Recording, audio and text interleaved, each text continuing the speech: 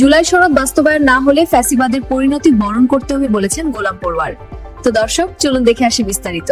জুলাই জাতীয় সনদ বাস্তবায়নের মাধ্যমে নতুন রাষ্ট্রকাঠামো বিনির্মাণ করা না হলে যারা ক্ষমতাসীন হতে যাচ্ছেন তাদেরও ফ্যাসিবাদের পরিণতি বরণ করতে হতে পারে বলে মন্তব্য করেছেন জামায়াতে ইসলামীর সেক্রেটারি জেনারেল মিয়া গোলাম পরোয়ার।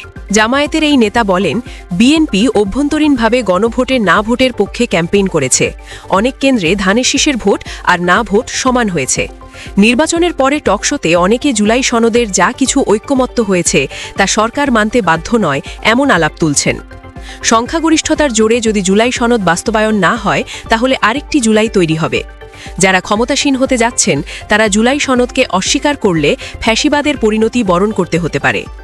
আজ সোমবার বিকেলে রাজধানীর পুরানা পল্টনে জাতীয় মসজিদ বাইতুল মোকাররমের উত্তর গেটে 11 দলীয় ঐক্যের উদ্যোগে আয়োজিত বিক্ষোভ সমাবেশে সভাপতির বক্তব্যে মিয়া গোলাম পরোয়ার এ কথাগুলো বলেন। সারা দেশে নির্বাচন পরবর্তী বিএনপি সহিংসতা চালাচ্ছে দাবি করে এসব বন্ধের দাবিতে এই প্রতিবাদ সমাবেশের আয়োজন করা হয়। সমাবেশে মিয়া গোলাম পরোয়ার বলেন, হঠাৎ করে নির্বাচনের ফল সম্প্রচার বন্ধ করে রহস্যের জাল তৈরি করে 11 দলীয় ঐক্যের বিজয়ের বার্তাকে একের পর এক থামিয়ে দেওয়া হয়েছে। সেই রহস্য জাতির কাছে প্রকাশ করতে হবে। নির্বাচন কমিশনে 11 দলীয় নির্বাচনী ঐক্যের পক্ষ থেকে যেসব আসনে অনিয়মের অভিযোগ দায়ের করা হয়েছে, কোনো টালবাহানা না করে অবিলম্বে সেগুলোর সুবিচারের মধ্যে দিয়ে নিষ্পত্তি করতে হবে।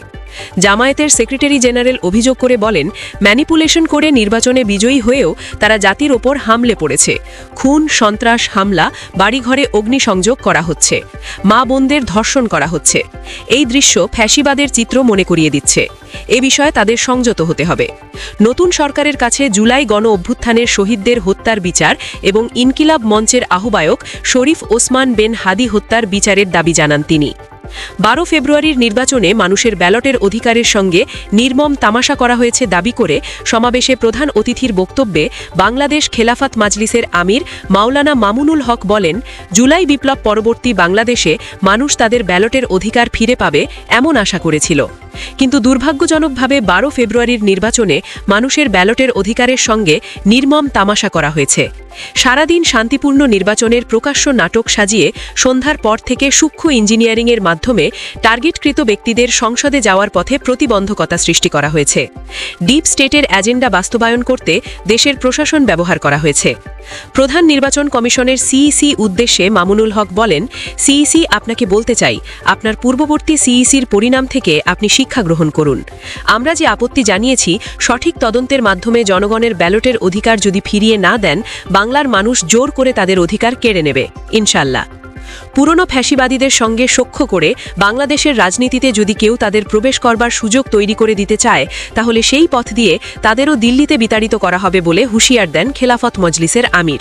তিনি বলেন, জুলাই বিপ্লবের আকাঙ্ক্ষা থেকে বাংলাদেশকে এক চুল পরিমাণ বিচ্যুত করার ষড়যন্ত্র করা হলে জুলাই যোদ্ধারা আবার মাঠে নামবে।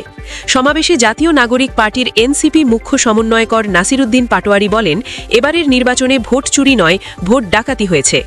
ভোটে অনিয়মের প্রতিবাদের পাশাপাশি নির্বাচন পরবর্তী সহিংসতা বন্ধের আহ্বান জানিয়ে তিনি বলেন, হামলার সব ঘটনার হিসাব নেওয়া হবে।